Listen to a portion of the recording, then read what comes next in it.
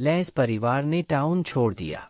उन्होंने टाउन के बाहर जंगल के पास में एक बड़ा सा घर बनवाया। उस घर से थोड़ी दूरी पर एक चर्च भी था। लेस परिवार का व्यापार पूरी तरह डूब चुका था। आखिरकार सर लेस भी बीमारी से जंग हार गए और सन 1696 में उनकी मृत्यु हो गई। घर में मारिया और उसकी माँ हेलेना लेस बचे। मारिया पूरी तरह स्वतंत्र थी। वह घर में ही तंत्र मंत्र का अभ्यास करने लगी। हेलेना यह सब देखती रहती पर कुछ कर नहीं सकती थी। अंत में सन 1700 में हेलेना ने भी मृत्यु को स्वीकार कर लिया। अब घर में अकेली मारिया बची थी। टाउन से दूर जंगल के पास एक सुनसान बड़ा सा घर और उस घर में जवान, सुंदर, अकेली, असहाय और अनाथ युवती। कोई ऐसे दृश्य की कल्पना भी नहीं कर सकता। टाउन के लोगों को मारिया से सहानुभूति होने लगी लेकिन वे कुछ कर भी नहीं सकते थे। कुछ दिनों बाद मारिया की जिंदगी में हेनरी आया। हेनरी एक गरीब किसान का बेटा था।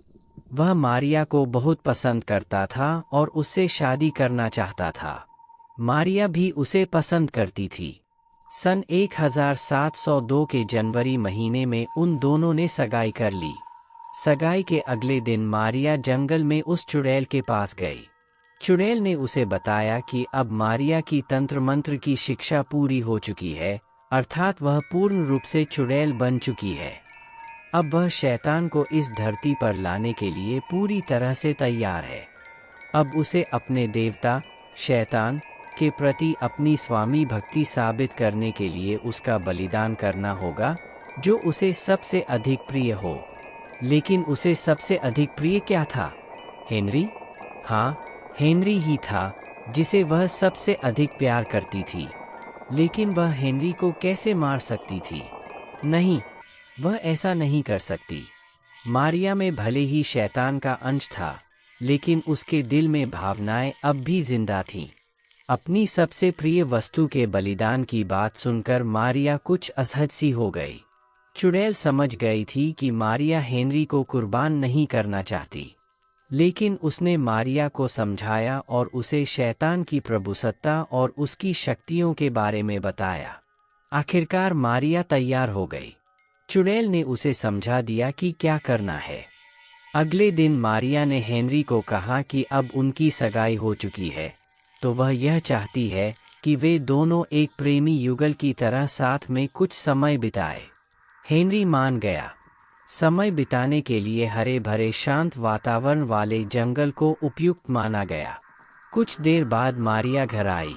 उसने एक टोकरी उठाई जिसके पेंदे में एक चांदी का प्याला, एक चाकू और एक बत्तख की मूर्ति थी। उसने इन सब को फलों से ढक दिया और उस टोकरी को लेकर बाहर आ गई। हेनरी बाहर उसका इंतजार कर रहा था।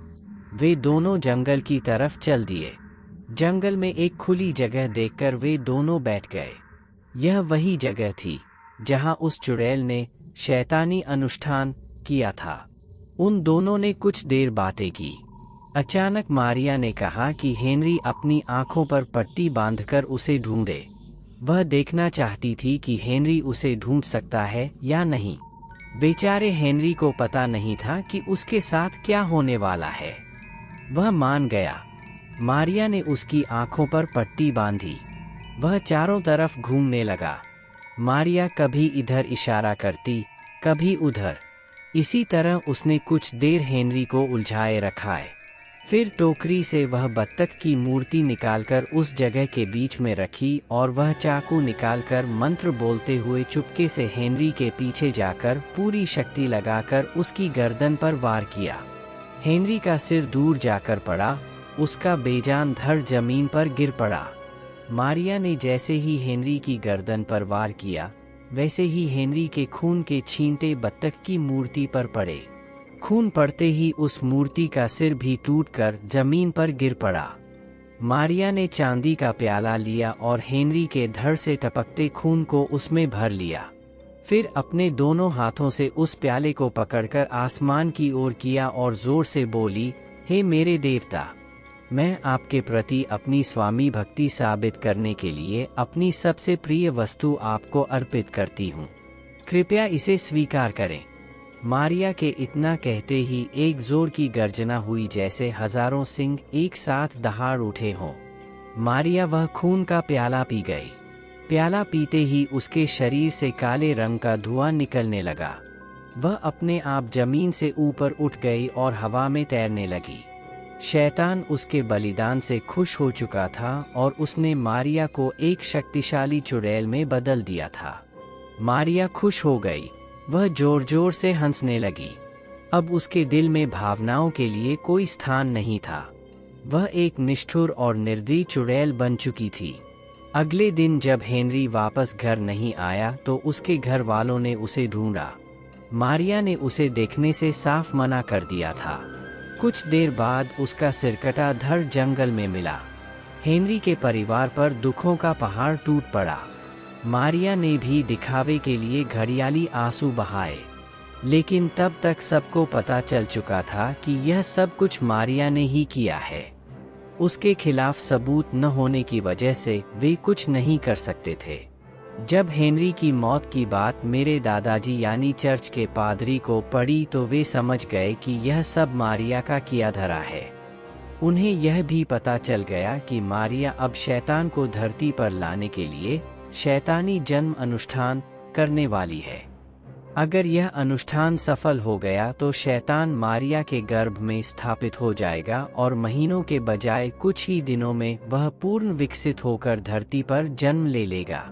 अगर एक बार मारिया के गर्भ में वह शैतान स्थापित हो गया तो फिर उसे मारना असंभव हो जाएगा। इसलिए मेरे दादाजी ने टाउन के बीच वाले चर्च को छोड़कर मारिया के घर के पास वाले चर्च में रहने का निर्णय किया। उन्होंने मारिया के घर के पीछे वाले जंगल में एक छोटा सा घर बनाया और उस पर नजर रखने लगे। आखिरकार अमावस्या का दिन आ गया। दादाजी को पता चल गया कि आज रात को जंगल में दुनिया भर की सारी चुड़ैलें उस शैतानी जन्म अनुष्ठान को करने के लिए इकट्ठा होंगी। इस अनुष्ठान में वे सभी एक दूसरे का हाथ पकड़कर घेरे में खड़ी होंगी और मारिया को शैतान को समर्पित करेंगी। इसके बाद शैतान मारिया के गर्भ में स्थापित होगा। मेरे दादाजी को शैतानी शक्ति निवारण विद्या एक्सर्सिज्म में महारत हासिल थी। उन्होंने कई साल रोम में रहकर शैतानों और बुरी शक्तियों को भगाने की विद्या हासिल की थी। इसमें वे माहिर थे। शैतान को रोकने का काम मेरे दादाजी अकेले नहीं कर सकते थे, इसलिए उन्होंने इस काम में मदद करने के लिए हेनरी के भाई को बुलाया। उसे पता था कि उसके भाई हेनरी को मारिया ने ही मारा है। अतः अपने भाई की मौत का बदला लेने के लिए वह उनकी मदद करने पहुंच गया। वे दोनों धैर्यपूर्वक शाम होने का इंतजार करने लगे और मारिया के घर पर नजर रखने लगे। शाम हुई। मारिया अपने घर से जंगल की ओर निकल पड़ी। हेनरी के भाई ने उसे देखा और यह बात जाकर दादाजी को बताई। वे दोनों कुछ दूर रहकर मारिया का पीछा करने लगे।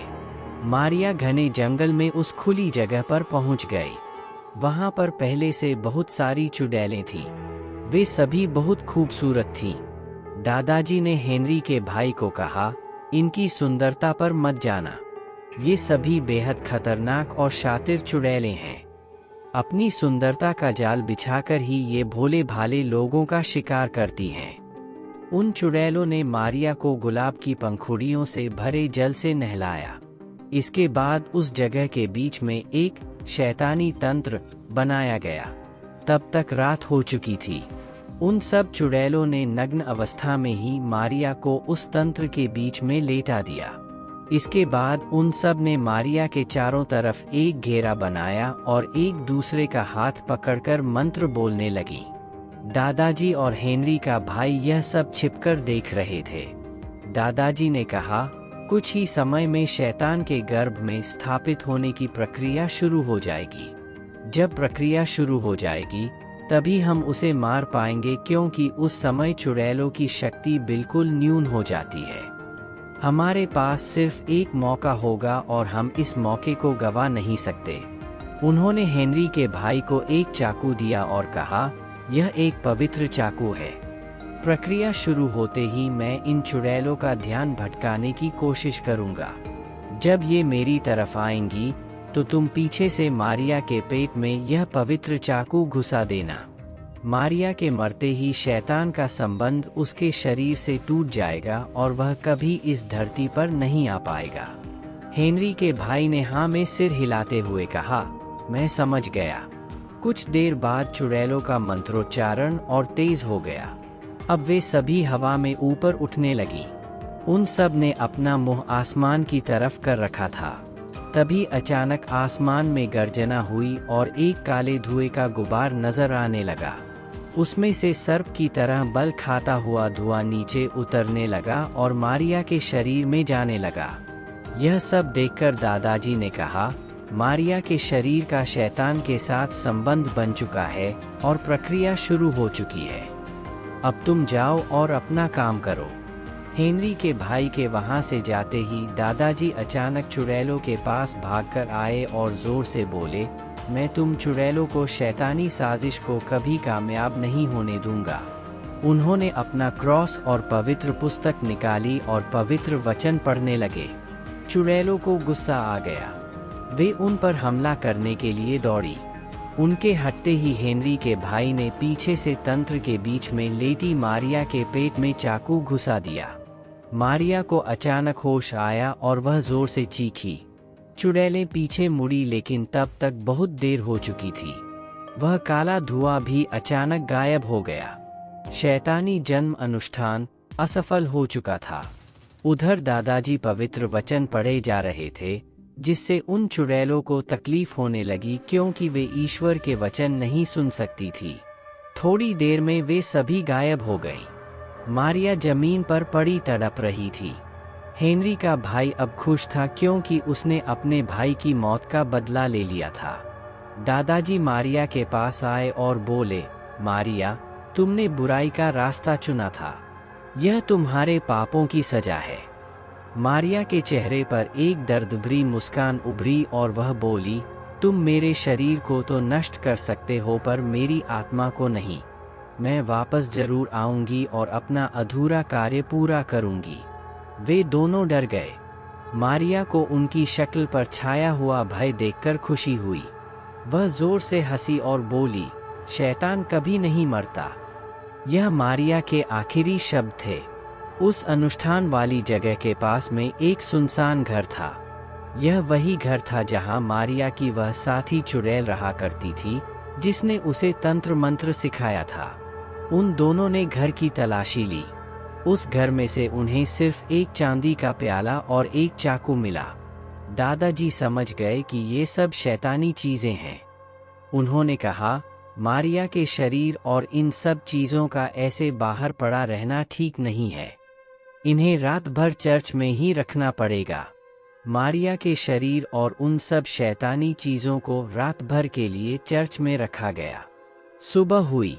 चांदी के प्याले और चाकू जैसी शैतानी चीजों को मारिया के घर में ही पवित्र जल छिड़क कर बंद कर दिया गया। घर के प्रत्येक कमरे और हॉल के बाहर शैतानी शक्तियों को रोकने के लिए एक क्रॉस लगाया गया। दादाजी ने हेनरी के भाई को कहा, मारिया की शैतानी आत्मा फिर से जिंदा होने की कोशिश कर सकती है, इसलिए तुम आज से इसी घर में रहो और इन सब चीजों की रखवाली करो। हेनरी का भाई मान गया। इसके बाद मारिया के शरीर को दफनाने की प्रक्रिया शुरू हुई। उसके शरीर से वह पवित्र चाकू निकाला नहीं गया बल्कि उसके साथ ही उसे दफनाया गया।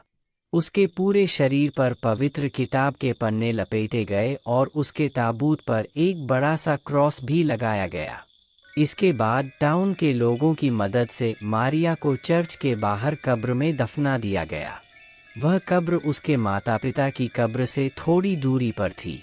इतना सब करने के बाद भी चर्च के पादरी परेशान थे। जब हेनरी के भाई ने उन्हें उनकी परेशानी के बारे में पूछा तो उन्होंने कहा कि मारिया की शैतानी आत्मा रूह उसके मरने के बाद यहीं भटक रही है।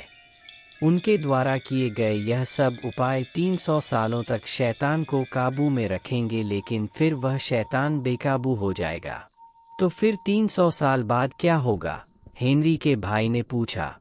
मारिया की शैतानी रूह फिर से आज़ाद हो जाएगी और एक कुंवारी लड़की का शरीर ढूंढेगी। शरीर मिलने के बाद वह उस शरीर पर हावी होकर शैतानी जन्म अनुष्ठान के द्वारा दोबारा शैतान को इस धरती पर लाने का प्रयास करेगी। दादाजी बोले, तो क्या इन सबको पूर्ण रूप से रोकने का कोई उपाय नहीं है? दादाजी ने कहा, शैतान को मारा नहीं जा सकता, लेकिन मारिया की शैतानी आत्मा को जरूर खत्म किया जा सकता है। कैसे? उसका सिर्फ एक ही उपाय है। अचानक एलिजा की आंख खुली। उसे महसूस हुआ कि वह किताब पढ़ते पढ़ते मेज पर ही सो गई थी। बाहर रात हो चुकी थी। दूर कहीं कुत्ते भौंक रहे थे। खिड़की के पर्दे मंद मंद चलती हवा से हिल रहे थे। उसे आश्चर्य हुआ कि इतनी रात हो गई, लेकिन चार्ल्स ने उसे डिनर के लिए जगाया भी नहीं। वह ये सब सोच ही रही थी कि उसे किसी के रोने की आवाज़ सुनाई दी। वह घबरा गई और बच्चों के रूम की तरफ भागी, लेकिन बच्चों के रूम में कोई नहीं था। चारों तरफ सन्नाटा छाया हुआ था। बच्चे कहाँ गए? वह डर गई और जल्दी जल्दी हड़बड़ाकर नीचे चार्ल्स के रूम में गई, लेकिन आश्चर्य की बात थी, चार्ल्स भी गायब था। वह बुरी तरह डर गई। आखिर कहाँ गए सब के सब? एलिजा ने हॉल में आकर चार्ल्स और बच्चों को पुकारा, लेकिन उसे कोई जवाब नहीं मिला। पूरे घर में सिर्फ उसी की आवाज़ गूंज रही थी। यह सब क्या हो रहा था, उसे कुछ समझ नहीं आया। अचानक उसे फिर से किसी के रोने की आवाज़ सुनाई दी। वह आवाज़ घर के बाहर से आ रही थी। एलिजा ने कांपते हुए हाथों से घर का मुख्य दरवाज़ा खोला। बाहर घुप अंधेरा था। एक मरणासन शून्य शांति वहां छाई हुई थी। उसने एक लालटेन जलाई और उसे लेकर बाहर आई। उसे बाहर का दृश्य देखकर बड़ी हैरानी हुई। बाहर दूर तक सिर्फ अंधकार और घना कोहरा था। उसने अपने घर के चारों तरफ घूमकर देखा, लेकिन वहां सिर्फ कोहरा और अंधकार ही फैला हुआ था। आखिर उसके घर के पास वाला जंगल कहाँ गया? एलिजा को ऐसा लग रहा था जैसे उसका घर अनंत सीमा वाले कोहरे से भरे किसी अंधेरे नरक में पहुंच गया था। वह वापस घर के अंदर जाने लगी, लेकिन तभी उसे फिर से रोने का स्वर सुनाई पड़ा। लेकिन इस बार एक नहीं, अनेक लोगों के रोने के स्वर उसके कानों में पड़ रहे थे। वह किसी तरह हिम्मत करके कोहरे में आगे बढ़ने लगी। अचानक उसे अपने सामने कोई लड़की दिखाई दी। उस लड़की की पीठ एलिजा की तरफ थी और वह रो रही थी। एलिजा ने डरते डरते पूछा, कौन? वह लड़की पीछे मुड़ी। एलिजा उसे देखकर बुरी तरह डर गई। उस लड़की की आंखों से खून के आंसू निकल रहे थे और यह वही लड़की थी जिसे उसने कुछ दिन पहले अपने घर के बाहर देखा था। अचानक उस लड़की के पीछे से और चेहरे उभरने लगे। एलिजा डरकर पीछे हट गई। उसके पीछे बहुत सारी लड़कियां खड़ी थीं और उन सब की आंखों से भी खून निकल रहा था। वे रो रही थीं और एलिजा से कह रही थीं, हमें आज़ाद कर दो, हमें आज़ाद कर दो।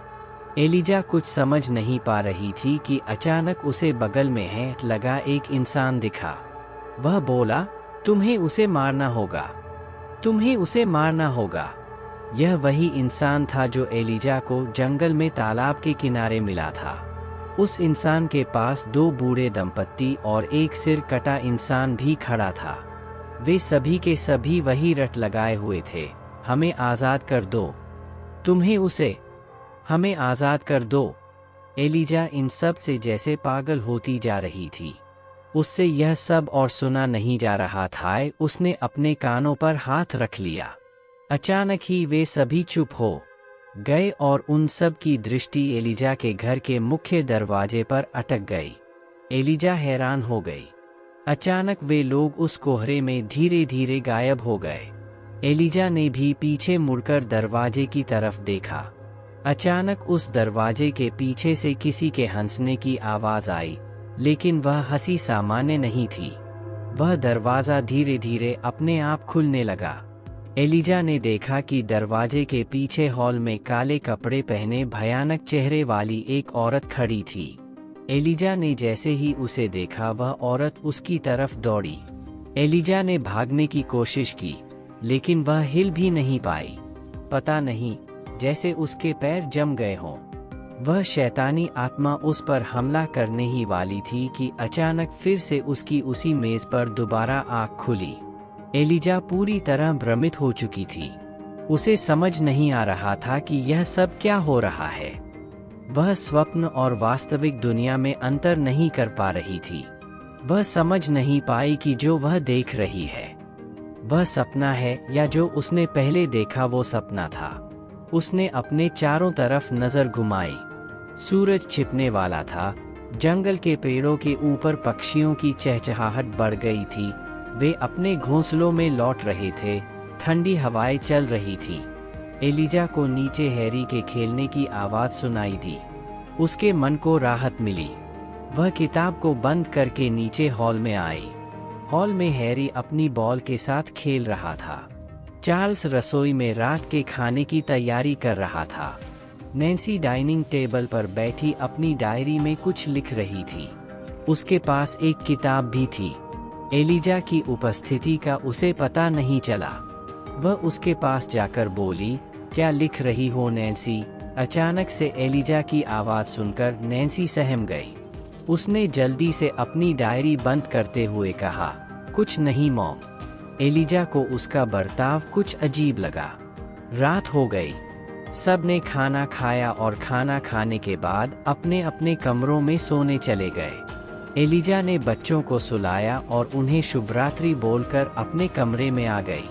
वह बिस्तर पर लेट गई, परंतु उसे नींद नहीं आ रही थी। वह अपने उस सपने के बारे में ही सोच रही थी। अचानक उसे किताब में लिखी हुई बातें याद आने लगी। मारिया के मरने के बाद टाउन के लोगों ने सोचा था कि मुसीबत टल गई, परंतु यह तो मुसीबत की शुरुआत भर थी। मारिया के मरने के बाद उस ब्लैक लेडी के श्राप की घटनाएं सामने आने लगीं, जिसकी सबसे पहली शिकार बनी उस किसान नीडो की बेटी ओलिविया। वह ये सब बातें सोचते सोचते हो गई। सुबह हुई। बच्चों ने नाश्ता किया और स्कूल चले गए।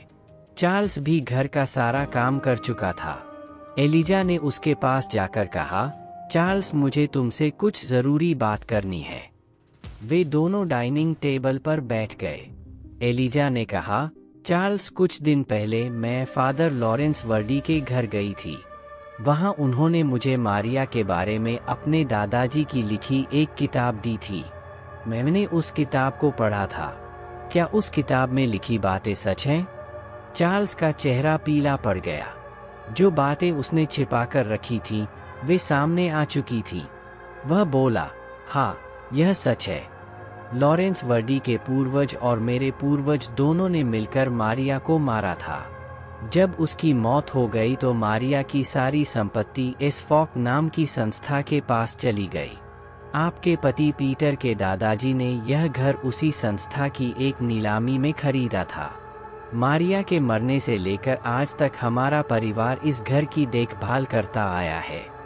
मैं और फादर वर्डी इस घर और इसके आसपास के जंगली इलाके में शैतानी शक्ति को फैलने से रोक रहे हैं। अब जाकर मारिया को कुछ कुछ समझ में आने लगा।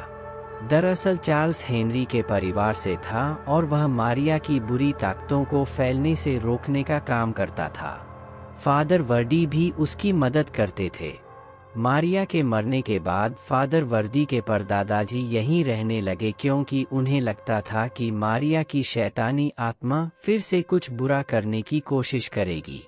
फादर वर्दी और एलिजा दोनों के घरों के चारों तरफ क्रॉस भी इसीलिए लगाए गए थे।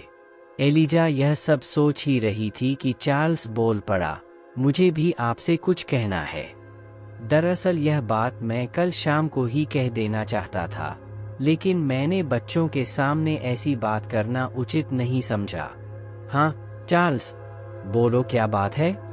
यही नहीं, कल शाम को जब मैं खाना बना रहा था तो हैरी ने खेलते खेलते गलती से बॉल नैन्सी की तरफ फेंकी, जिससे उसे इतना गुस्सा आया कि वह हैरी को थप्पड़ मारने ही वाली थी कि मैंने उसे रोक दिया। उसने गुस्से में बॉल को घर से बाहर फेंक दिया, जिससे हैरी रोने लगा। मैंने किसी तरह उसे चुप कराया। चार्ल्स की बात सुनकर एलिजा सोच में पड़ गई। वाकई नैन्सी का बर्ताव दिन प्रतिदिन बदलता जा रहा था।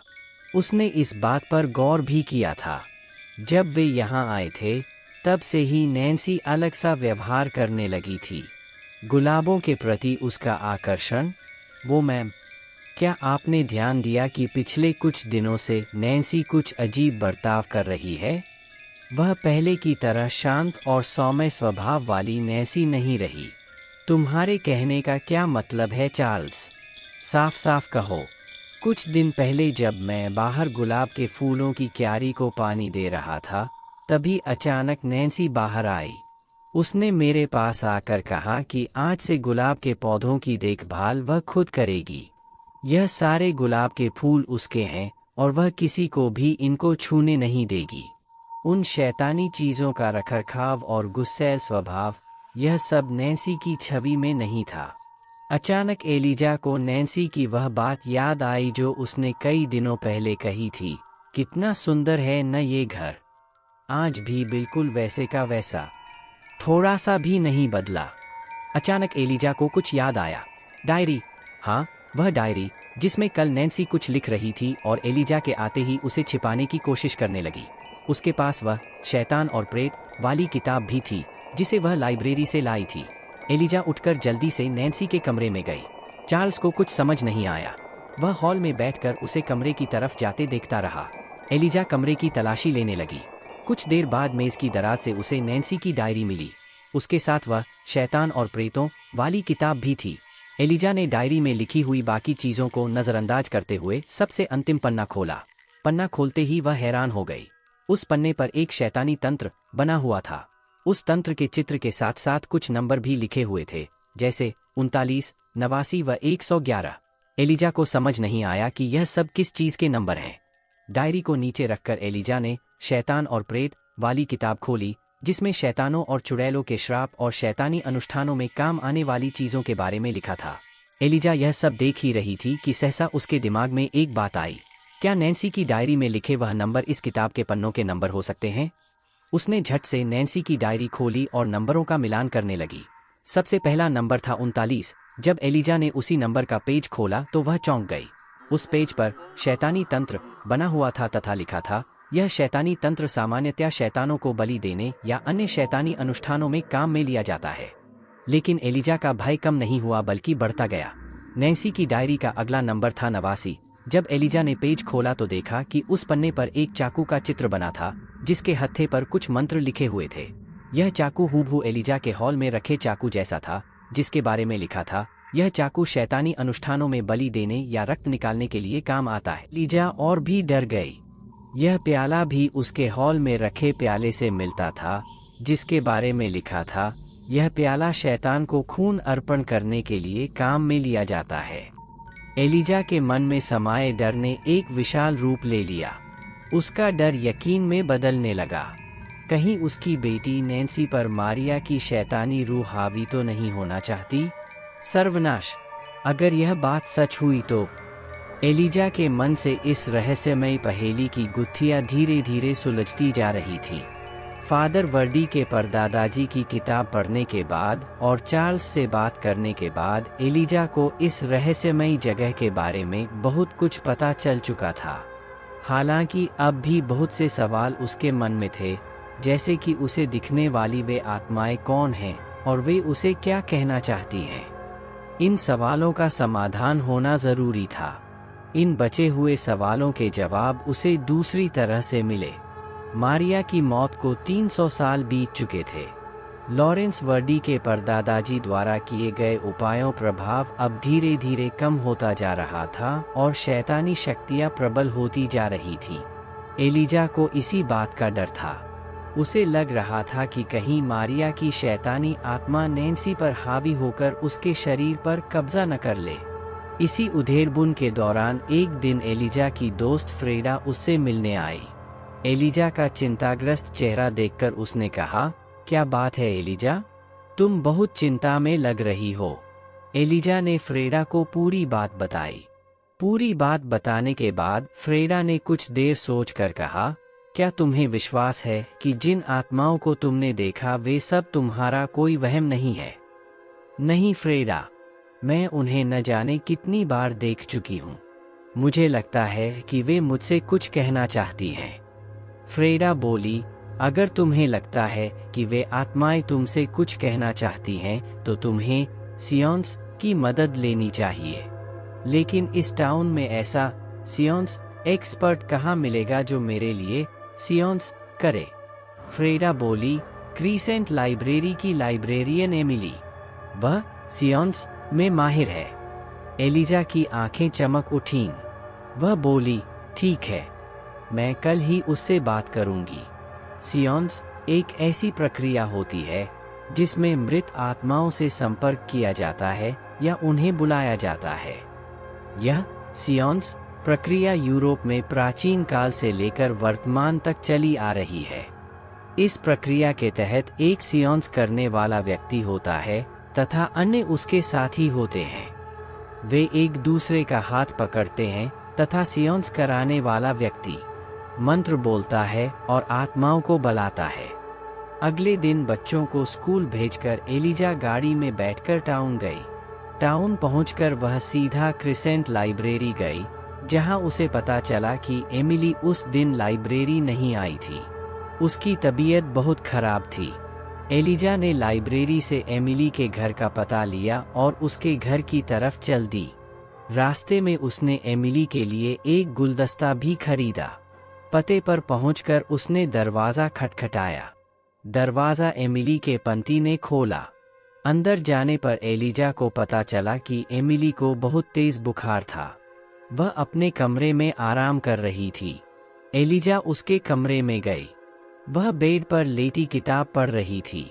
एलिजा को देखकर वह आश्चर्यचकित हो गई। एमिली ने बेड से उठने की कोशिश की लेकिन एलिजा ने उसे रोक दिया। उसने एमिली को गुलदस्ता दिया और उसके जल्दी स्वस्थ होने की कामना की। एमिली बहुत खुश थी। उस घर में वे दोनों पति पत्नी और उनकी 4 साल की बेटी रहा करते थे। एलिजा एक कुर्सी लेकर एमिली के बेड के पास बैठ गई। एमिली ने अपने पति से कहा, जैक, क्या तुम मेरी दोस्त के लिए कप कॉफ़ी बना दोगे? हाँ हाँ, क्यों नहीं, उसका पति बोला। अरे नहीं, इसकी कोई ज़रूरत नहीं है। एलिजा ने उसे टोकते हुए कहा। क्या नहीं? एक बार जैक के हाथ की कॉफ़ी पीकर तो देखो, वह बहुत अच्छी कॉफ़ी बनाता है। एमिली मुस्कुराते हुए बोली। जैक कॉफ़ी बनाने के लिए चला गया। एमिली ने पूछा, तुम्हें मेरे घर का पता कहाँ से मिला? दरअसल मैं आज लाइब्रेरी गई थी। वहाँ मुझे पता चला कि तुम बीमार हो, तो मैंने वहाँ से तुम्हारे घर का पता लिया और तुमसे मिलने आ गई। मुझे बहुत खुशी हुई कि तुम मुझसे मिलने आई। एमिली ने खुश होकर कहा। दरअसल मुझे तुमसे कुछ काम भी था। एलिजा झिझकते हुए बोली। हाँ बोलो, क्या काम था? एलिजा ने एमिली को सारी बातें विस्तार से बताईं। उनका यहाँ आना, एलिजा का ब्लैक लेडी को देखना, आत्माओं को देखना और नैन्सी का अजीब व्यवहार। तब तक एमिली का पति भी कॉफ़ी लेकर आ चुका था। सब कुछ सुनने के बाद एमिली बोली, उस दिन जो तुमने सपना देखा था वह महज सपना नहीं था। तुम्हारा संपर्क उस समय उन आत्माओं से हो गया था जिसके कारण उन्होंने तुम्हारी आत्मा को अपनी दुनिया में बुला लिया। आत्माओं की दुनिया? एलिजा हैरान हो गई। हाँ, हमारी इस भौतिक दुनिया से अलग आत्माओं की अपनी दुनिया होती है। अगर हम किसी कारणवश किसी आत्मा से जुड़ जाते हैं तो उनकी दुनिया तथा हमारी दुनिया के बीच का दरवाज़ा हमारे लिए खुल जाता है। हम इस दरवाजे से उनकी दुनिया में आ जा सकते हैं, बशर्ते हमारा संपर्क उस आत्मा से न टूटे। एलिजा को विश्वास नहीं हो रहा था कि वह सच में आत्माओं की दुनिया में पहुंच गई थी। एमिली ने दोबारा कहा, क्या तुमने उनसे बात करने की कोशिश की? नहीं, मुझे उस वक्त कुछ सूझ ही नहीं रहा था। चारों तरफ अंधकार और घना कोहरा था और वे आत्माएं एक ही वाक्य बार बार बोले जा रही थीं, हमें आज़ाद कर दो, तुम्हें उसे मारना होगा। मैं कुछ समझ पाती इससे पहले ही एक बुरी आत्मा के हमले की वजह से शायद मेरा संपर्क टूट गया और मैं जाग गई। कमरे में भय और विस्मय का एक अजीब सा वातावरण बन गया। एमिली ने गहरी सांस लेकर कहा, मेरा बुखार थोड़ा कम है। अब मैं पहले से बेहतर महसूस कर रही हूँ। लगता है मैं कल तक ठीक हो जाऊंगी। एलिजा वहाँ कुछ देर ठहरी और फिर घर आ गई। रास्ते में आते समय वह फ्रेडा के घर रुकी और उसे कल घर आने को कहा। अगले दिन सुबह एलिजा उठी। उसने देखा कि उसके कमरे में अभी तक अंधेरा छाया हुआ था। उसने उठकर खिड़की के पर्दे खोले। बाहर घना कोहरा छाया हुआ था। कोहरा इतना घना था कि 1 मीटर के दायरे में खड़ा इंसान न दिखे। बच्चे अभी तक सो रहे थे। एलिजा ने जाकर उन्हें उठाया और स्कूल के लिए तैयार होने को कहा। नाश्ता लगाते वक्त एलिजा के पास उसके पति पीटर का फ़ोन आया। पीटर ने कहा कि वह 5-10 दिनों में उनसे मिलने घर आ रहा है। एलिजा खुश हो गई। उसने बच्चों को नाश्ता कराया और उन्हें घर के सामने वाली सड़क तक छोड़ने गई। जैसा कि मैंने पहले भी बताया था, टाउन में जाने वाली सड़क उनके घर से महज 300 मीटर की दूरी पर ही थी, पर बाहर इतना घना कोहरा था कि बच्चे अकेले जाने से डर रहे थे। उनके घर से उस सड़क तक एक पतली सी पगडंडी जाती थी। घर के सामने खुला मैदान था और घर के पीछे घना जंगल। एलिजा बच्चों को लेकर सड़क तक छोड़ने गई। कुछ देर इंतज़ार करने के बाद स्कूल बस आई। एलिजा ने बच्चों को बस में बैठा दिया और बस को कोहरे में ओझल होते हुए देखती रही। इसके बाद वह घर जाने के लिए मुड़ी, लेकिन मुड़ते ही वह हैरान हो गई। उसके घर की तरफ जाने वाली पगडंडी वहाँ से गायब हो गई थी। उसे समझ नहीं आया कि आखिर वह पगडंडी कहाँ गई।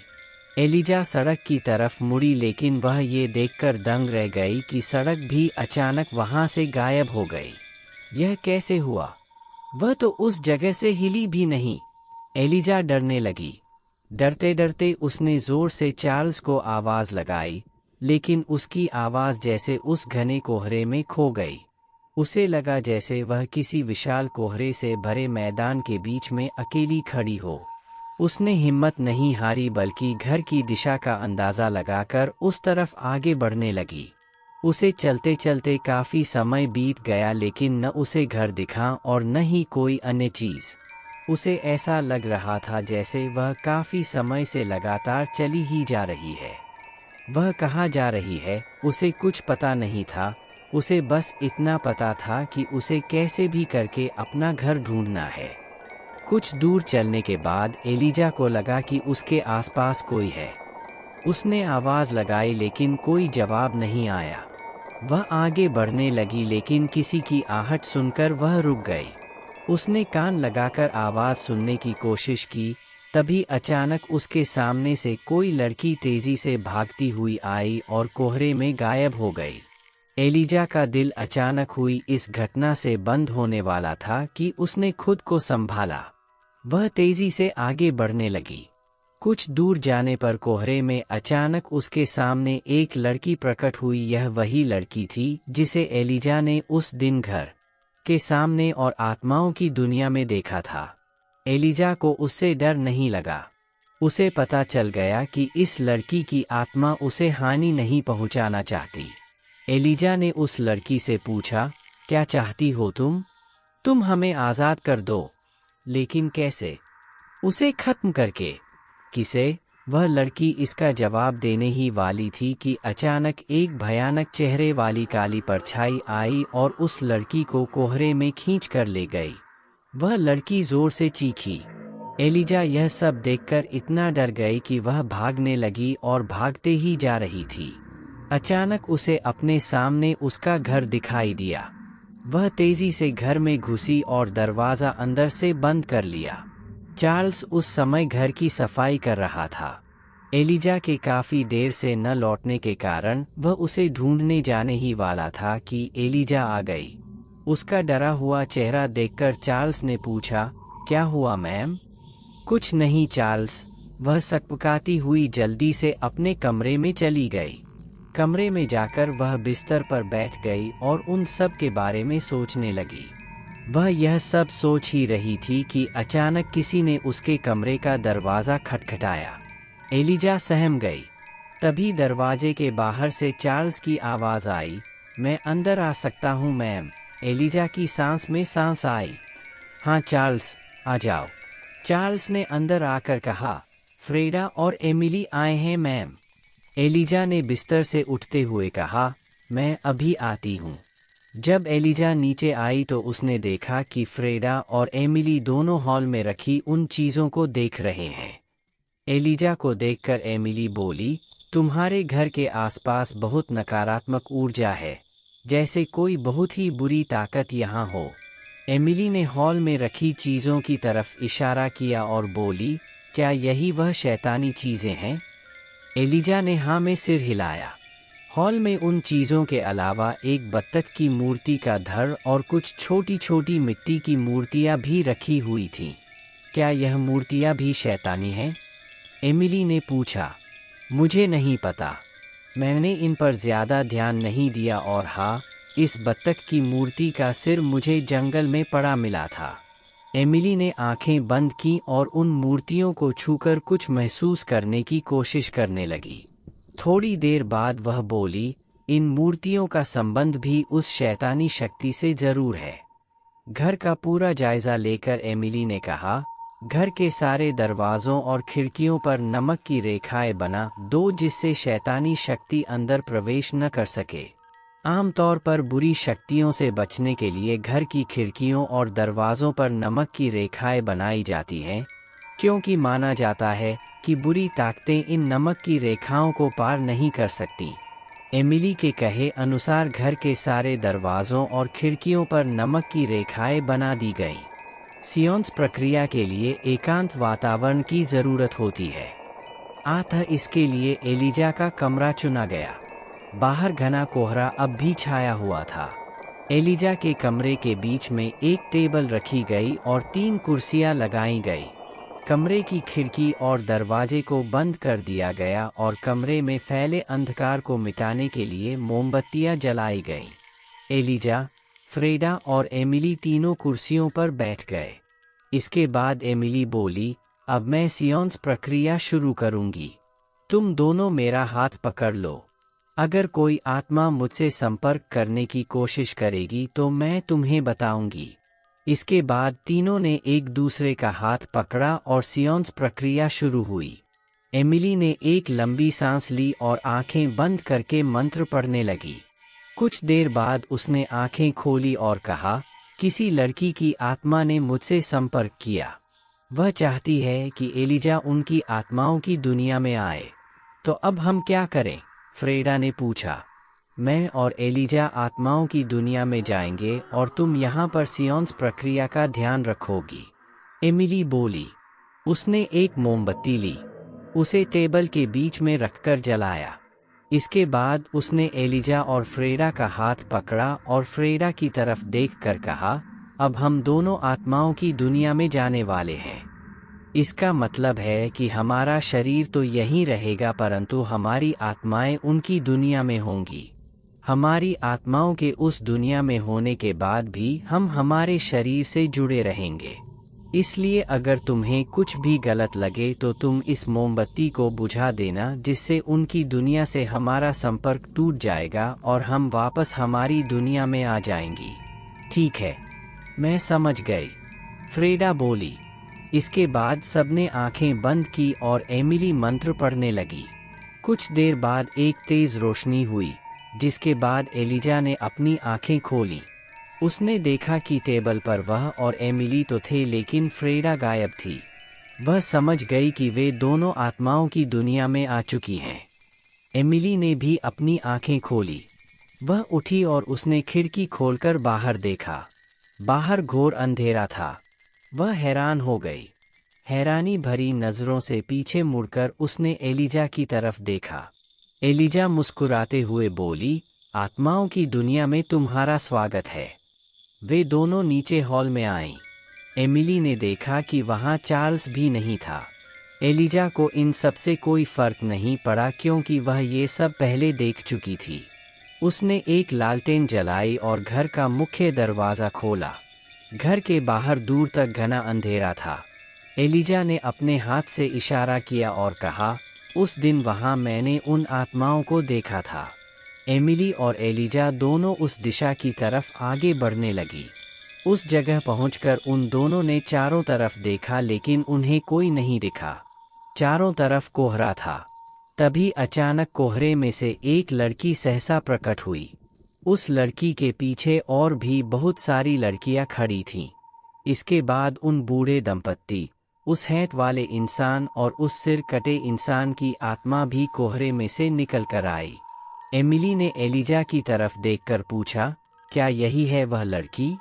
हाँ, एमिली ने उस लड़की से कहा। कौन हो तुम सब और एलिजा से क्या चाहते हो? उस लड़की ने कहा, मेरा नाम ओलिविया है। इसके बाद उसने उस हैट वाले इंसान की तरफ इशारा किया और कहा, वह मेरे पिता नीडो हैं। यह दोनों बूढ़े दंपत्ति मारिया के माता पिता हैं और वह हेनरी है। हम सब की आत्माएं उस घर में कैद हैं। एलिजा और एमिली दोनों हैरान हो गईं। एलिजा को सबसे ज़्यादा हैरानी हुई, क्योंकि वह इतने दिनों से जिस लड़की को देख रही थी वह ओलिविया थी। तो तुम्हारी आत्माएं उस घर में कैद कैसे हुईं? एलिजा ने पूछा। 11। ओलिविया ने बताना शुरू किया। दरअसल चुड़ैलों के पास ऐसी शक्ति होती है जिससे वह किसी भी इंसान को मारकर उसकी आत्मा को मूर्ति में कैद कर सकती हैं। इस शक्ति का प्रयोग सबसे पहले मारिया ने हेनरी पर किया। जब उसने हेनरी की बलि दी तो उसकी आत्मा को एक बत्तख की मूर्ति में कैद कर लिया। जब मारिया की मौत हो गई तो फादर वर्डी के परदादाजी ने उसे 300 सालों के लिए कैद कर दिया। अब 300 सालों के बाद मारिया की शैतानी आत्मा को एक शरीर दिलाने की जिम्मेदारी उसकी साथी चुड़ैल ब्लैक लेडी की थी, और वह बहुत बूढ़ी हो चुकी थी। इसलिए जवान बने रहने के लिए उसने जवान कुंवारी लड़कियों का खून पीना शुरू कर दिया, जिसकी सबसे पहली शिकार मैं बनी।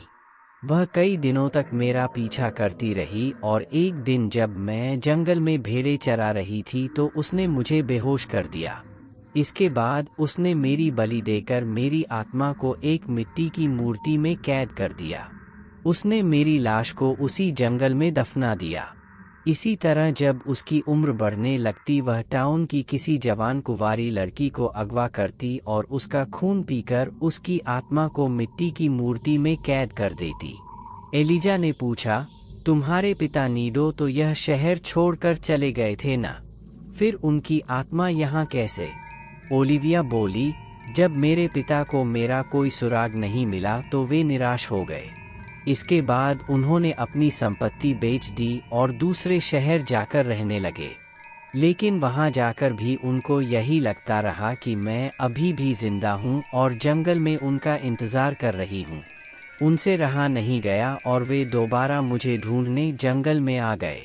इस बार जंगल में आने पर उन्हें ब्लैक लेडी का सच पता चल गया। उन्हें बहुत गुस्सा आया और वह उस चुड़ैल को मारने के लिए दौड़े। लेकिन वह चुड़ैल बहुत शातिर थी।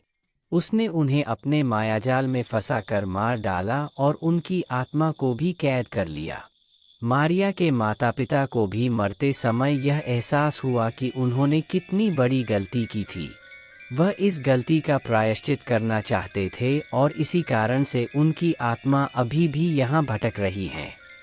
कई वर्षों तक हमारी आत्माएं जंगल में उस चुड़ैल की झोपड़ी में कैद रहीं। फिर कुछ महीने पहले उस चुड़ैल ने टाउन से एक लड़की को अगवा किया। लड़की के गायब होने की खबर पूरे टाउन में फैल गई। कुछ समय बाद एक लकड़हारा हाफता हुआ फादर वर्डी के घर पहुंचा।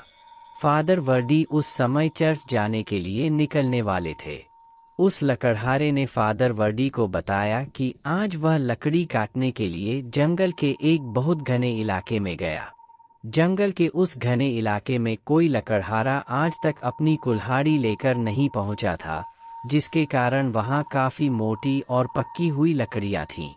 अच्छी लकड़ी ढूंढने के लालच में वह उस सुनसान घने इलाके में गया और एक मोटा पेड़ देखकर अपनी कुल्हाड़ी चलाने ही वाला था कि उसे एक चीख सुनाई दी। वह चीख घने पेड़ों के बीच से आ रही थी। उसने थोड़ा आगे बढ़कर उन पेड़ों के बीच से देखा। वहां का दृश्य देखकर वह डर गया।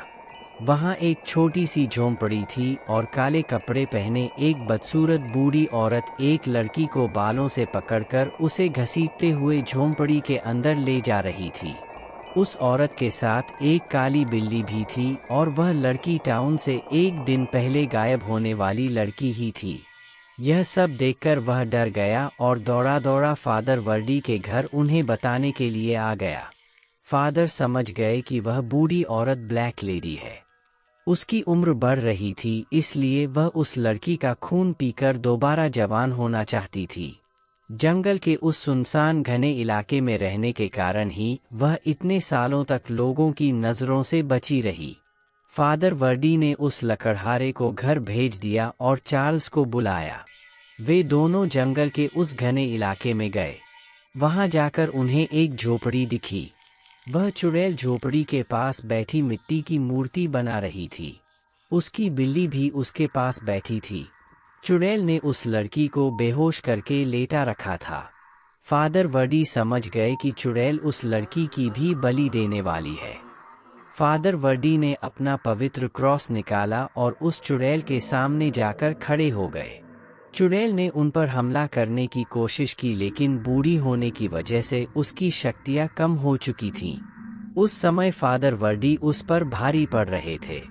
चुड़ैल ने वहां से भागना ही ठीक समझा और अपनी बिल्ली के साथ गायब हो गई। चार्ल्स उस लड़की को होश में लेकर आया। फादर वर्डी ने झोपड़ी के अंदर देखा। वहां पर वह मूर्तियां थीं जिनमें हमारी आत्माएं कैद थीं। वे मूर्तियों को भी अपने साथ ले आए और तुम्हारे घर के हॉल में लाकर रख दिया। तब से हम उसी घर में कैद हैं। लेकिन तुमने अपनी आज़ादी के लिए मुझे ही क्यों चुना, किसी और को क्यों नहीं? एलिजा ने पूछा। ओलिविया बोली, क्योंकि तुम हमें तुम्हारी दुनिया में भी देख सकती हो। आत्माओं की दुनिया में कोई भी हमें देख सकता है, मगर इंसानों की दुनिया में कुछ ऐसे लोग होते हैं जो हमें देख और सुन सकते हैं, और तुम उन्हीं लोगों में से एक हो। जब मैंने पहली बार तुम्हें देखा तो मैंने सोचा नहीं था कि तुम मुझे देख पाओगी, लेकिन जब तुम मुझे देखकर डर के भागी तो मैं समझ गई कि तुम मुझे और दूसरी आत्माओं को देख सकती हो। हमारी उम्मीद की आखिरी किरण तुम ही हो एलिजा। तुम ही हमें आज़ाद कर सकती हो। एलिजा ने दोबारा पूछा, आज सुबह जब मैं तुमसे उस कोहरे में मिली तो तुम्हें खींचकर ले जाने वाली वह काली परछाई कौन थी? ओलिविया ने कहा, वह मारिया की शैतानी रूह थी। वह नहीं चाहती कि हम तुम्हें कुछ भी बताए। वह हमसे बहुत ज़्यादा ताकतवर है, इसलिए हमें अपने नियंत्रण में रखती है। उस दिन यहाँ तुम पर हमला भी उसी ने किया था। आज घर के चारों तरफ नमक की रेखा होने के कारण वह अंदर प्रवेश नहीं कर पा रही है। तभी अचानक एलिजा के असली घर में हवा का एक झोंका आया, जिससे एक खिड़की खुल गई। चार्ल्स ने जल्दी से जाकर उस खिड़की को बंद किया, लेकिन खिड़की खुलने की वजह से नमक की रेखा मिट गई और चार्ल्स ने उस पर ध्यान नहीं आज़ाद कर सकती हो।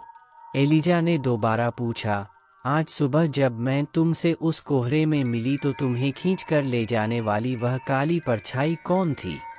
ओलिविया ने कहा, वह मारिया की शैतानी रूह थी। वह नहीं चाहती कि हम तुम्हें कुछ भी बताएं। वह हमसे बहुत ज़्यादा ताकतवर है, इसलिए हमें अपने नियंत्रण में रखती है। उस दिन यहाँ तुम पर हमला भी उसी ने किया था। आज घर के चारों तरफ नमक की रेखा होने के कारण वह अंदर प्रवेश नहीं कर पा रही है। तभी अचानक एलिजा के असली घर में हवा का एक झोंका आया, जिससे एक खिड़की खुल गई। चार्ल्स ने जल्दी से जाकर उस खिड़की को बंद किया, लेकिन खिड़की खुलने की वजह से नमक की रेखा मिट गई और चार्ल्स ने उस पर ध्यान नहीं दिया। इधर आत्माओं की दुनिया में एलिजा ने एक अंतिम सवाल पूछा, मैं तुम्हें आज़ाद कैसे कर सकती हूँ? ओलिविया बताने ही वाली थी कि वह सहम गई। वह आ गई है, तुम यहाँ से जाओ, ओलिविया की आत्मा ने गायब होने से पहले कहा। इसके बाद सारी आत्माएं भी गायब हो गईं। एमिली और एलिजा कुछ समझ पाते इससे पहले ही अंधेरे में से एक भयानक शक्ल वाली रूह निकल कर आई और उसने एमिली का गला पकड़कर उसे हवा में उठा दिया। एलिजा डर गई। उसे समझ नहीं आया कि अब वह क्या करे। जब आत्माओं की दुनिया में उस शैतानी परछाई ने एमिली का गला दबोचा तो उसका असर इंसानी दुनिया में एमिली के शरीर पर भी हुआ, क्योंकि वह आपस में जुड़े हुए थे। एमिली का दम घुटने लगा, वह सांस नहीं ले पा रही थी। फ्रेडा यह सब देखकर घबरा गई। उसने तुरंत फूंक मारकर मोमबत्ती बुझा दी। मोमबत्ती के बुझते ही उनका संपर्क आत्माओं की दुनिया से टूट गया और वह वापस इंसानी दुनिया में आ गई। एमिली जोर जोर से सांस लेने लगी। उसकी जान किसी तरह बची थी। एलिजा ने एमिली को पानी लाकर दिया। पानी पीकर एमिली थोड़ी शांत हुई। एलिजा ने सारी बातें फ्रेडा को बताईं। फ्रेडा बोली, मारिया की शैतानी आत्मा बहुत ताकतवर हो चुकी है। उसे कैद हुए 300 साल पूरे हो चुके हैं। जल्द ही वह आज़ाद हो जाएगी। एमिली की हालत बहुत खराब थी। बुखार का असर अभी भी उस पर था, लेकिन वह अपनी दोस्त की मदद करने से पीछे नहीं हटी। एलिजा ने एमिली से कहा, मेरी मदद करने के लिए शुक्रिया एमिली। तुम्हारा एहसान मैं कभी नहीं भूल सकती। चलो मैं तुम्हें घर छोड़ आती हूँ। तुम्हें आराम की सख्त ज़रूरत है। एमिली ने सहमति में सिर हिलाया। एलिज ने एमिली को गाड़ी में बैठाया और उसे घर छोड़कर आई। 1-2 दिन इसी तरह बीत गए। एक रात जब एलिजा सो रही थी तो उसके कमरे का दरवाज़ा किसी ने ज़ोर से खटखटाया। एलिजा अचानक चौंक कर उठ बैठी। उसने कहा, कौन? बाहर से हैरी की आवाज़ आई। मैं हूँ मॉम। एलिजा ने जल्दी से उठकर दरवाज़ा खोला। बाहर हैरी खड़ा था। वह बहुत डरा हुआ था। एलिजा के दरवाज़ा खोलते ही वह उससे लिपट गया और कांपती आवाज़ में बोला, मॉम, मेरे कमरे में कोई है। एलिजा घबरा गई। वह हिम्मत करके हैरी के साथ उसके कमरे में गई और चारों तरफ देखा, लेकिन उसे कुछ नहीं दिखा। हैरी ने कहा, वह मेरे पलंग के पास खड़ी थी मॉम। मैं बहुत डर गया था। एलिजा ने हैरी को गले लगाते हुए बोला, तुमने जरूर कोई बुरा सपना देखा होगा मेरे बच्चे। लेकिन उसे मारिया की शैतानी आत्मा पर शक हुआ। आज तुम मेरे साथ सो जाओ। एलिजा और हैरी दोनों कमरे से बाहर आ गए। बाहर निकलते वक्त एलिजा ने गौर किया कि दरवाजे पर लगा क्रॉस उल्टा है। उसके शक को यकीन में बदलते देर न लगी। अगले दिन एलिजा उठी। बच्चों को स्कूल भेजकर वह टाउन की तरफ निकल गई। टाउन पहुंचकर वह सबसे पहले लाइब्रेरी गई। उसकी दोस्त एमिली पूरी तरह ठीक हो चुकी थी। वह कुछ देर लाइब्रेरी में रुकी और फिर टाउन में खरीदारी करने निकल गई। उसने वहां काफ़ी समय हो गया था। अचानक पांचों इंद्रियों से अलग किसी छठी इंद्री ने एलिजा को चेताया कि कुछ बहुत बुरा घटित होने वाला है। उसका जी घबराने लगा। वह तुरंत कार में बैठकर घर की तरफ निकल पड़ी। घर पहुंचकर उसने थोड़ा आराम किया, लेकिन उसके दिल की धड़कन रह रहकर तेज हो रही थी। थोड़ी ही देर में उसकी आंख लग गई। अचानक दरवाज़ा खटखटाने की आवाज़ सुनकर उसकी नींद टूट गई। शाम हो चुकी थी। बाहर चार्ल्स था। उसने एलिजा से कहा, मैम, स्कूल से आने के बाद नैन्सी कुछ ठीक नहीं लग रही है। वह स्कूल से आई और अपने आप को कमरे में बंद कर लिया। एलिजा और चार्ल्स दोनों नैन्सी के कमरे की तरफ गए। एलिजा ने नैन्सी के कमरे का दरवाज़ा थपथपाया। नैन्सी, दरवाज़ा खोलो। नैन्सी। काफ़ी देर तक नैन्सी को पुकारने के बाद भी कमरे से कोई आवाज़ नहीं आई। एलिजा घबरा गई। उसने घर के पीछे वाले हिस्से की तरफ जाकर देखा। नैन्सी के कमरे की खिड़की खुली थी। उसने चार्ल्स को कहकर सीढ़ी मंगवाई। सीढ़ी पर चढ़कर खिड़की से वह नैन्सी के कमरे में घुसी। कमरे में जाकर उसने देखा कि नैन्सी फर्श पर पड़ी थी और काँप रही थी। एलिजा डर गई। उसने नैन्सी को पुकारा, नैन्सी, नैन्सी, लेकिन नैन्सी ने आंखें नहीं खोली। उसका शरीर तप रहा था और सफ़ेद पड़ चुका था। एलिजा ने किसी तरह उसे उठाकर बिस्तर पर लेटाया। उसने कमरे का दरवाज़ा खोला और चार्ल्स से बोली, मैं गाड़ी की चाबी लेकर आती हूँ। हम अभी इसे हॉस्पिटल लेकर चलते हैं। तभी एलिजा ने देखा कि चार्ल्स कुछ देखकर डर गया था। उसने एलिजा से कहा, अपने पीछे देखिए, मैम। एलिजा ने ज्यों ही पीछे मुड़कर देखा त्यों ही उसकी आंखें फटी की फटी रह गईं। नैन्सी अपने बिस्तर से 3 फीट ऊपर हवा में थी। एलिजा बुरी तरह से डर गई। नैन्सी ने अचानक अपनी आंखें खोलीं। उसकी दोनों आंखें पूरी तरह से काली हो चुकी थीं। वह एलिजा की तरफ देखकर हंसने लगी और वापस बिस्तर पर गिर गई। एलिजा को पता चल गया कि नैन्सी अब नैन्सी नहीं रही। उसमें मारिया की शैतानी रूह प्रवेश कर चुकी है। उन दोनों ने बिल्कुल देर न करते हुए नैन्सी के हाथों पैरों को बिस्तर से बांध दिया। उसे बांधकर एलिजा चार्ल्स से बोली, मैं अभी जाकर फादर वर्डी को बुलाकर लाती हूँ। एलिजा घर से बाहर निकली। सूरज डूबने ही वाला था। वह दौड़ी दौड़ी फादर वर्डी के घर गई। फादर उस समय किताब पढ़ रहे थे। घबराई हुई एलिजा को देखकर उन्होंने पूछा, क्या हुआ एलिजा, तुम इतनी डरी हुई क्यों हो? बहुत बड़ी मुसीबत खड़ी हो गई है फादर। नैन्सी के शरीर पर मारिया की शैतानी रूह हावी हो चुकी है। हे भगवान, रुको, मैं अभी शैतान भगाने वाला सामान साथ ले लेता हूँ, फादर बोले। फादर ने अपने साथ अपना पवित्र क्रॉस, पवित्र पुस्तक और पवित्र जल लिया और एलिजा के घर की तरफ चल पड़े। रास्ते में चलते चलते वे अचानक रुक गए। क्या हुआ फादर? तुम्हें पता है, आज अमावस्या का दिन है। आज मारिया की शैतानी आत्मा पूरी तरह आज़ाद हो चुकी है। अब वह तुम्हारी बेटी के शरीर पर पूरी तरह हावी होकर शैतानी जन्म अनुष्ठान करने की कोशिश करेगी, जिससे शैतान इस धरती पर आ सके। मेरी बेटी को बचा लीजिए फादर, एलिजा ने रूंधे गले से कहा। वे दोनों घर आए। फादर ने देखा कि नैन्सी को कमरे में बेड पर बांधकर रखा गया है, लेकिन इससे नैन्सी को कोई फर्क नहीं पड़ रहा था। वह बड़े आराम से लेटी हुई कोई धुन गुनगुना रही थी। फादर ने एलिजा से कहा, शैतानी आत्मा इस पर हावी हो चुकी है। मैं नैन्सी के शरीर से मारिया को निकालने की कोशिश करूंगा। इसके बाद फादर ने एक हाथ में अपना क्रॉस पकड़ा और दूसरे हाथ में पवित्र किताब लेकर ईश्वर के पवित्र वचन पढ़ने लगे। इन सब से मारिया को जैसे कोई फर्क नहीं पड़ा। वह आराम से लेटी हंस रही थी। उधर जंगल में मारिया की साथी चुड़ैल शैतानी जन्म अनुष्ठान की तैयारी कर रही थी।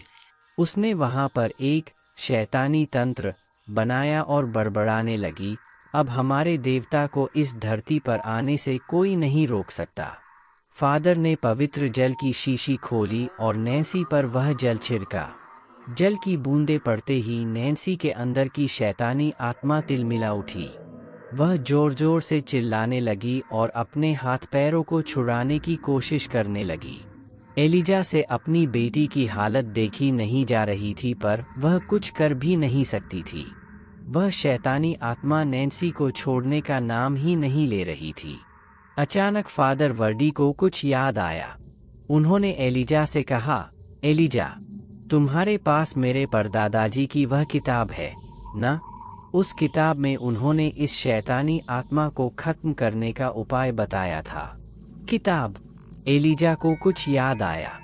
अरे हाँ, वह किताब। उसके अंतिम पन्ने तो उसने पढ़े ही नहीं थे। वह अपने कमरे में भागी। किताब उसने दराज में रखी थी। उसने जल्दी किताब निकाली और खोल कर देखा, लेकिन बदकिस्मती से किताब के आखिरी पन्ने चूहों ने कुतर डाले थे। ओह नहीं, अब क्या होगा? एलिजा चिंता में पड़ गई। उसने वापस आकर फादर वर्डी को यह बात बताई। फादर भी चिंतित हो गए, लेकिन अचानक उन्हें एक उपाय सूझा। वे एलिजा को लेकर कमरे से बाहर आए और बोले, तुम अभी अपनी दोस्त एमिली के पास जाओ और सियोन्स की मदद से उन आत्माओं से संपर्क करो और उनसे इस शैतानी आत्मा को खत्म करने का उपाय पूछो। एलिजा हैरी को भी अपने साथ ले गई। उसने मिट्टी की मूर्तियों को भी साथ रख लिया और टाउन की तरफ निकल पड़ी। रास्ते में जाते समय उसने ऊपर देखा। आसमान में काले तूफानी बादल मंडरा रहे थे। हैरी ने पूछा, मॉम, हम कहाँ जा रहे हैं? आखिरी पन्ने चूहों ने कुतर डाले थे। ओह नहीं, अब क्या होगा? एलिजा चिंता में पड़ गई। उसने वापस आकर फादर वर्डी को यह बात बताई। फादर भी चिंतित हो गए, लेकिन अचानक उन्हें एक उपाय सूझा। वे एलिजा को लेकर कमरे से बाहर आए और बोले, तुम अभी अपनी दोस्त एमिली के पास जाओ और सियोन्स की मदद से उन आत्माओं से संपर्क करो और उनसे इस शैतानी आत्मा को खत्म करने का उपाय पूछो। एलिजा हैरी को भी अपने साथ ले गई। उसने मिट्टी की मूर्तियों को भी साथ रख लिया और टाउन की तरफ निकल पड़ी। रास्ते में जाते समय उसने ऊपर देखा। आसमान में काले तूफानी बादल मंडरा रहे थे। हैरी ने पूछा, मॉम, हम कहाँ जा रहे हैं? एमिली आंटी के पास। मॉम, नैन्सी को क्या हुआ है? एलिज ने हैरी के सिर पर हाथ फेरते हुए कहा, कुछ नहीं हुआ बेटा, वह ठीक हो जाएगी, बिल्कुल ठीक हो जाएगी। अचानक आंसू की एक बूंद एलिजा के गाल से लुढ़ककर नीचे गिर पड़ी। 11 एलिजा एमिली के घर पहुंची। घर पहुंचकर उसने एमिली को पूरी बात बताई। एमिली सियोन्स के लिए तैयार हो गई। एलिजा ने गाड़ी से वह मिट्टी की मूर्तियां निकाली और उनको एमिली के कमरे में रखा। एलिजा और एमिली दोनों मेज पर बैठे और सियोन्स शुरू हुआ। इस बार सिर्फ एलिजा ही आत्माओं की दुनिया में गई। उनकी दुनिया में जाकर एलिजा ने आंखें खोली तो देखा कि वे सारी आत्माएं उसी कमरे में थीं। एलिजा ने ओलिविया के पास जाकर कहा, ओलिविया, क्या तुम मुझे मारिया की शैतानी आत्मा को खत्म करने का उपाय बता सकती हो? हाँ, क्यों नहीं? लेकिन मारिया को खत्म करने से पहले तुम्हें नैन्सी के शरीर से उसे निकालना होगा। लेकिन कैसे? जब तुम पहली बार अपने परिवार के साथ यहाँ आई थी तो मारिया की साथी चुड़ैल ने नैन्सी के शरीर को मारिया की शैतानी आत्मा के लिए चुन लिया था, क्योंकि उसे पता था कि मारिया की आत्मा आज़ाद होने वाली है। और जब तुम पहली बार फादर वर्डी के घर वह किताब लेने गई तो नैन्सी ने तुम्हें फादर के साथ जाते हुए देखा था, जिससे वह भी तुम्हारे पीछे हुआ है। सन 1669 में जब उस ब्लैक लेडी ने मारिया के जन्म के लिए शैतानी अनुष्ठान किया था तो उसने एक काली बिल्ली की बलि दी थी। उस शैतानी अनुष्ठान से खुश होकर शैतान ने उस ब्लैक लेडी को अपना एक अंश दिया था। उस चुड़ैल ने शैतान के उस अंश के 2 भाग किए और उसका एक भाग मारिया की माँ हेलेना के गर्भ में स्थापित किया, जिसके बाद में मारिया का जन्म हुआ, और उसका दूसरा भाग उसने उस मरी हुई बिल्ली में डाल दिया, जिससे वह बिल्ली फिर से जिंदा हो गई। यही कारण है कि मारिया की शैतानी आत्मा अभी तक भटक रही है। अगर तुम पवित्र चाकू से उस काली बिल्ली को मार दोगी तो मारिया की शैतानी आत्मा खत्म होकर नर्क में चली जाएगी। लेकिन बदकिस्मती से वह ब्लैक लेडी नैन्सी को जंगल में मिल गई और उसने नैन्सी को एक शैतानी लॉकेट दिया और झूठ बोला कि यह लॉकेट अच्छी किस्मत लाएगा। नैन्सी ने तब से ही इस लॉकेट को पहन रखा था, लेकिन उसने इसे अपने कपड़ों में छिपा कर रखा। धीरे धीरे लॉकेट ने अपना असर दिखाना शुरू किया और मारिया की शैतानी आत्मा नैन्सी पर हावी होती गई। अगर तुम नैन्सी के गले से वह लॉकेट निकाल दोगी तो नैन्सी का शरीर मारिया की शैतानी आत्मा से मुक्त हो जाएगा। इसके बाद तुम्हें मारिया की कब्र से वह पवित्र चाकू निकालना होगा जो अभी तक उसके शरीर में घुसा। ओलिविया को शुक्रिया बोलकर एलिजा वापस इंसानी दुनिया में आई और सियोन्स खत्म हुआ। एलिजा ने एमिली को पूरी बात बताई। एमिली ने कहा कि वह भी उसके साथ चलेगी। एलिजा ने हैरी को एमिली के पति के पास छोड़ दिया और वे दोनों मिट्टी की मूर्तियां गाड़ी में रखकर एलिजा के घर की तरफ चल पड़ी। ऐसी और हॉन्टिंग हॉरर वीडियो सुनने के लिए हमारे चैनल को सब्सक्राइब करें। रोज़ रोज़ एक नई वीडियो हॉरर आती रहती है और आपके लिए मनोरंजन के लिए हम ऐसी वीडियो रोज़ लाते हैं, इसलिए हमारे चैनल को सब्सक्राइब करें। अगर आपको वीडियो पसंद आई हो तो कमेंट बॉक्स में ज़रूर अपना सजेशन दें, और जो भी आपको स्टोरी पसंद आती है या फिर आपकी डिमांडिंग है कि इस टाइप की स्टोरी चाहिए हमें, तो हम उस पर भी लेके आएंगे। आप कमेंट बॉक्स में हमें मेंशन करें, हम आपको उसी टाइप की स्टोरियाँ सुनाएंगे। थैंक यू, धन्यवाद।